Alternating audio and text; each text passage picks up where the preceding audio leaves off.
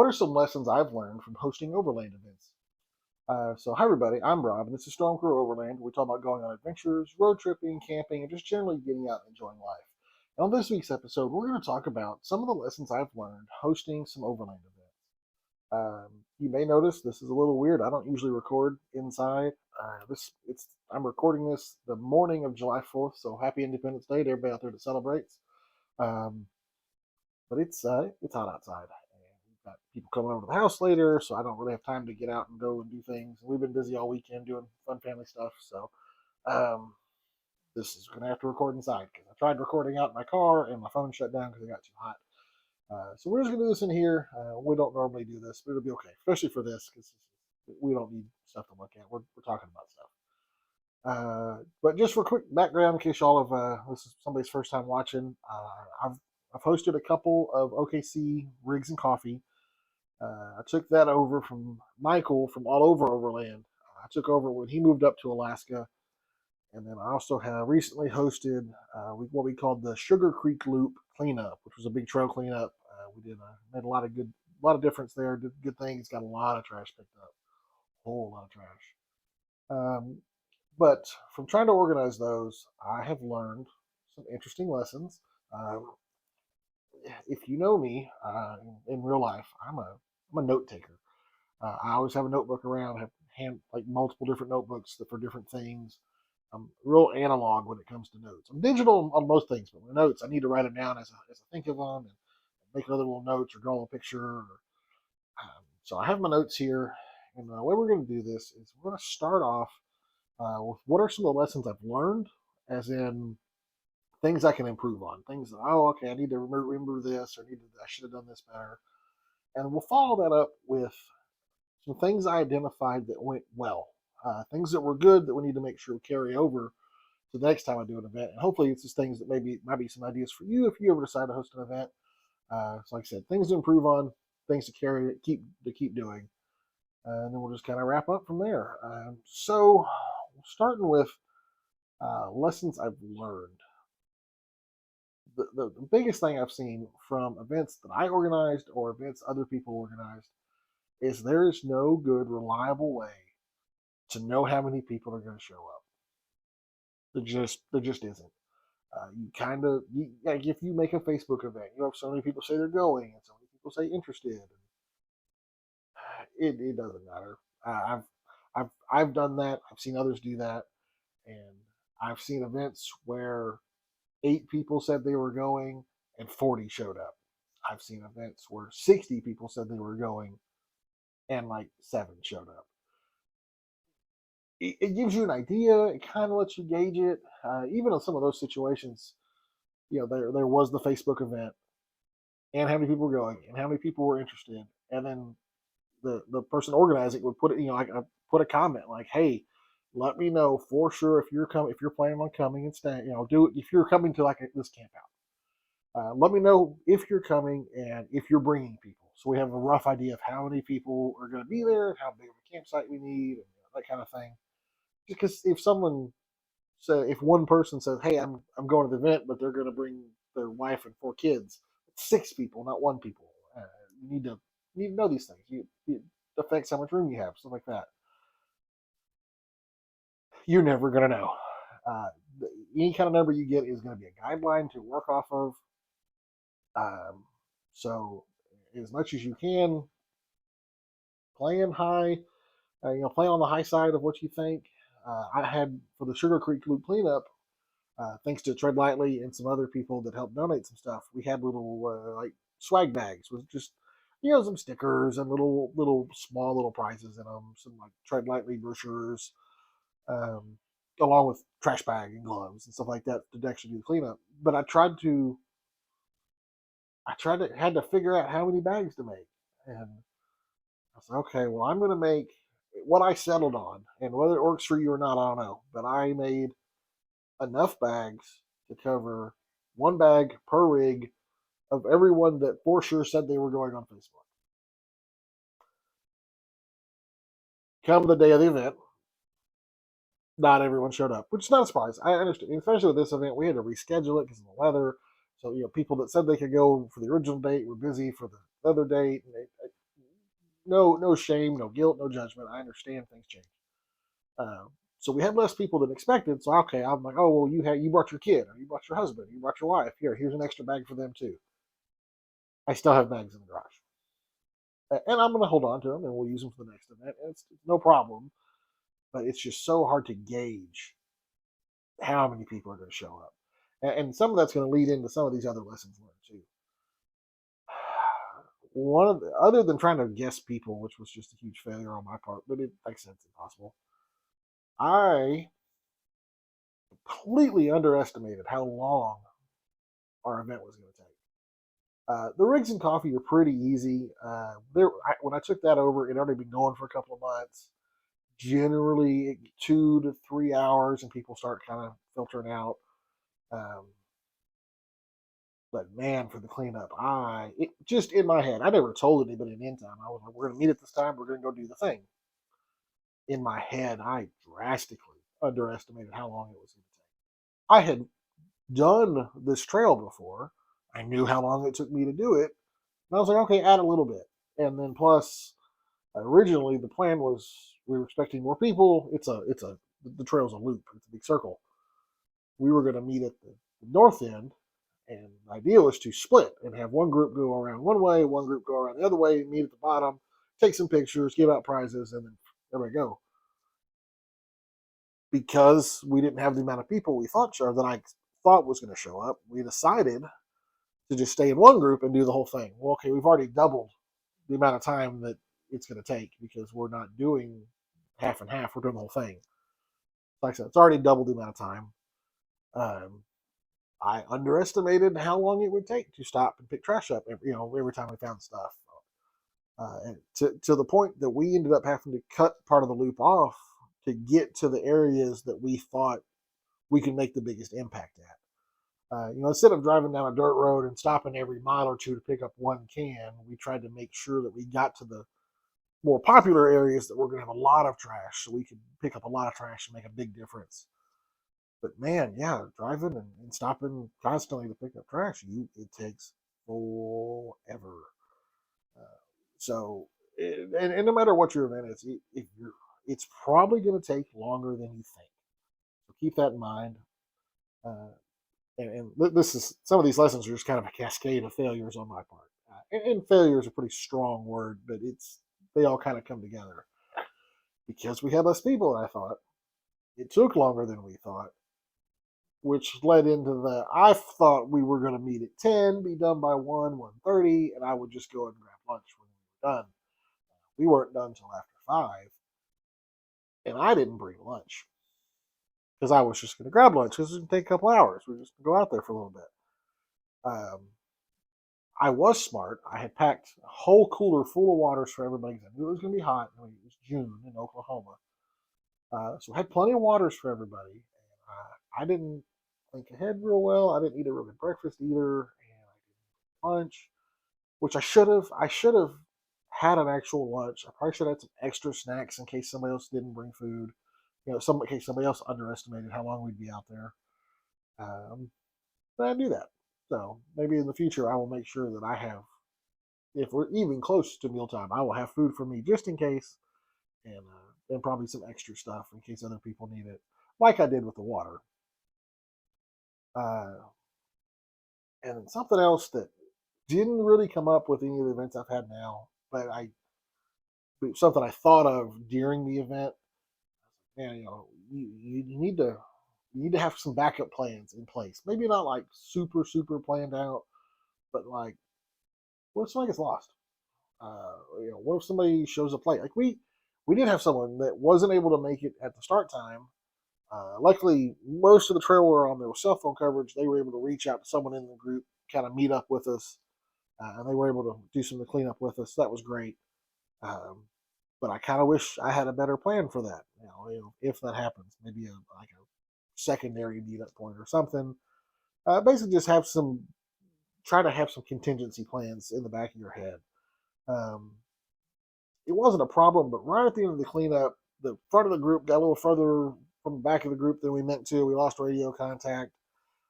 Luckily, I was smart. I had someone in the last person in the group knew the route better than I did. It was Jared from West OK Overland. He's the one that came up with the route. So I knew in that case I wasn't worried that we lost contact with him because I knew he knew where we were going. I knew he'd get the rest of the group there. It wasn't a problem, but it made me think, man, I need to make sure we've got somebody in the back that knows where we're going.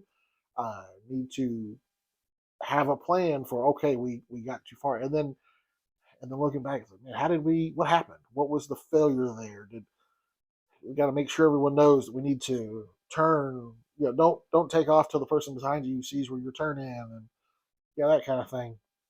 Like I said, it wasn't a problem at all this time, but it just made me think of what it could have been. So we'll just try to do better from there. Um, and then the last two lessons learned I have, these are mainly from the cleanup, really only apply if you're trying to document the event for any reason. Um, so if you're trying to make a YouTube video about it, which I did, and I made an okay video, I could have done better. I wish I'd have done a little bit better. Or also with us, we received a grant from Tread Lightly, and they were like, "Well, we want like some pictures and stuff that we can use for media stuff they could share when they were sharing that this got done." And and we they were happy with what we got them, but I wish we could have got them more and better stuff. So what the two lessons I've written down when it comes to documenting the trip, kind of wish that I had grabbed one of the guys in the group that I was really good buddies with that I could go and ask a favor from and been like, hey, I need you to be, because I need you to be my media guy or my photographer or videographer, whatever you want to call it. I need you to try to get these pictures for me because I had a list of pictures in my head, like, oh, I want you to get a picture of this, and a picture of this, and a video of this. And in the moment of trying to lead the group, get the trash, talk on the radio, navigate, look for traffic, all that, some of that got lost. Some of the pictures didn't get taken. Like I said, we had plenty of good pictures, and everyone that was there shared their stuff. I greatly appreciate everyone there that did share their stuff with me. Um, but there was some things that I was like, oh, I really wish we'd have gotten that shot. I shot it like this one thing.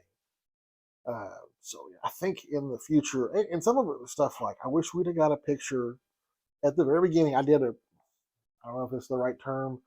We did kind of like a little safety brief. Like, okay, this is what we're doing. This is the plan. We're gonna be on GMRS channel this, all that kind of stuff.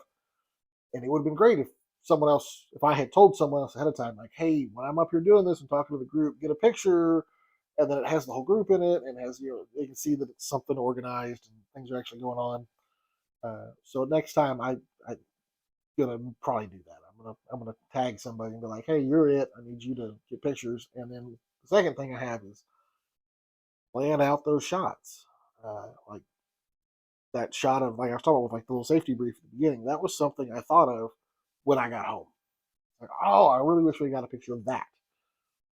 So I think I will try to do a better job next time of planning out what shots I want. I want a picture of this, I want a picture of that, or a video of this, and I will write them down in my happy little notebook, and then I will give it to whoever I tag to be the media person. Um, and there's probably a couple of guys watching this that know who I'm thinking of handing it to. But and nothing crazy. I'm not talking about they need to spend the whole time videoing every little thing, but just a handful of things that oh, I'll make sure we get this picture, that picture. The one picture that I regret we didn't get, and this was not forgotten. It was a choice not to do it. At the end of the thing, we'd been out there 7 hours, I think, in the sun, hot, Oklahoma in the summer. We were dirty, hot, sweaty, tired, hungry. We had 8 rigs, and we'd collected 600 pounds of trash.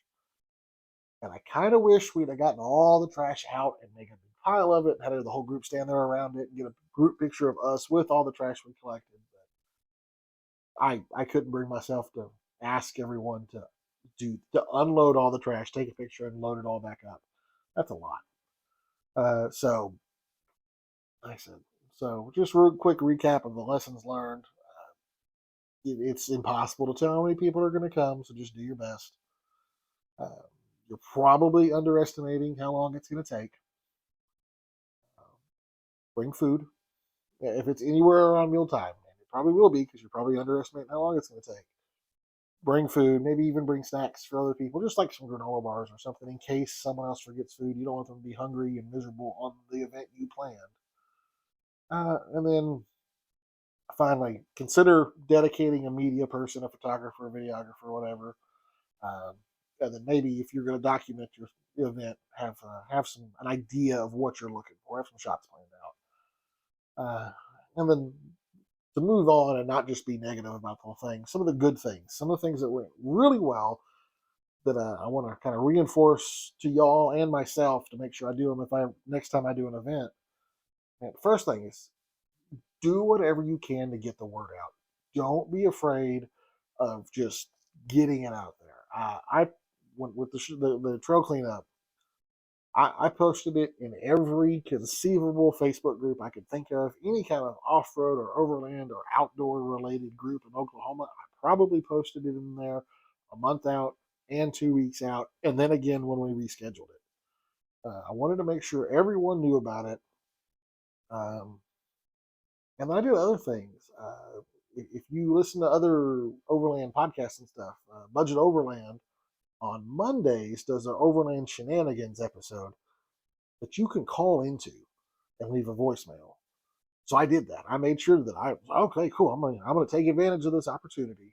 Called in, left a voicemail, and real quick kind of elevator pitch about, hey, this is what we're doing on this date, this time. Look up the event on Facebook. We're gonna go and clean the trail up, uh, and it helped get the word out. So people heard about it that way. It's awesome. Um, don't be afraid to ask for support either. That's the other thing I've written down here. I was I never considered reaching out to any like big organization about anything. I wanted to have some door prizes, so I reached out to some companies I had dealt with before and some local companies and just folks I knew to try to get like some little just door prizey stuff. Like we reached out to Overland Spices and Tate sent over some spices to give away. I do stuff with Onyx. I'm a trail guide for them. I reached out to them. They sent some stuff. And lots of people. We went through the whole thing on the other video, but local people, local groups that I knew got them. They all were happy to donate stuff. And someone I knew was Jared from West Lake Overland. I mentioned him a lot, but he at Cars and Coffee or Rigs and Coffee the other week, he was like, "Hey, have you considered reaching out to Tread Lightly to see if they send like a goodie bag or stickers or something?" Oh no, they're Tread Lightly's they're a big deal. This was just a little trail cleanup. But because he mentioned it, I went on the webpage and they had a little thing to apply for a grant for, and they mentioned trail cleanups. Okay. And that led to a phone call with Tread Lightly, and it led to a second phone call, and it eventually led to them giving us a grant that bought trash bags for everybody to use, and gloves for everybody to use, waters for everybody, and money to help dispose of all the trash and stuff. It was never would have thought of that, but don't be afraid to ask for support. There's people out there that are willing to help. Um, and finally, the last thing that I have under my my good things I want to remember to do, just surround yourself with good people. If be cool to others, they will be cool to you. When I was doing this, so many people that came. I mean, yes, well, they're pretty much they're my buddies, but they all of them were reaching out. Hey, what can I do? How can I help? What can I do? So I'm like, oh, hey, Jared, can you? I'm gonna leave my GoPro here, and we'll drive by. At the end of the line, can you hop out and grab it for me? Hey, Ben, we're gonna be doing this. Can you throw the drone up and get this shot? Having good people around you will make your event better because you're gonna have good people out having a good time, doing a good thing. It's gonna lead to a good event, and you're gonna have the help you need. It's like your own little built-in support system. So build those connections. I've heard from other people sometimes, and I'm kind of going off on a tangent here. We're almost going to channel Angry Rob for just a second. I've heard people that are sometimes on Facebook or sometimes at like a meetup or something, and they're like, "Why? I never knew about this event or this trip or this trail ride," or because you're not involved. You have to be involved to get invited to things too, or to hear about things. No one's purposely excluding anyone. I hope, at least with the stuff I'm involved in, no one's purposely excluding someone. But if you're not involved and I don't know you, it's hard for me to make sure you know about it. So be involved, help out, and the more you help, the more help you're going to get. It's weird that way. And I kind of stuck my neck out to try to do this trail cleanup. I'd never really organized an event like this before, and because I'd been there for other people, they all were happy to jump in and help. And how can we? What can we do? How can we help? So yeah, so it's just some things that if you thinking about organizing an event, whether it's a, a small meetup for a local club or a trail cleanup, or maybe even something bigger. It's just some of the lessons that I kind of took away. I've always got my little trusty notebook. I just wanted to share those kind of things with y'all. Let you know if you're trying to do an event, you have some ideas to maybe improve it, make things a little better, or avoid some of the traps I fell into. Yeah, that's really all I have for you this week. This video's gonna be a little shorter than, or not actually, it's a little longer than normal, but it's gonna be unpolished. I'm not gonna edit this or anything. It's July 4th. I'm just gonna upload this and be done with it. Um, but hey, I hope you all are having a great summer. Hope you all having fun. Hope you're getting out and doing stuff, even though it's super hot outside. If you're watching this on YouTube, just realize we release the audio as a podcast. You can find the podcast wherever good podcasts are found. Just search Stormcrow Overland. If you are listening to this as a podcast, please realize we also release the video on YouTube. Just search Stormcrow Overland. And finally, you can find us on Instagram at, you guessed it, Stormcrow Overland. It's really all I have for y'all this week. I guess sometimes you just have to go out and get lost and get involved in an event before you can find yourself. Thanks for watching.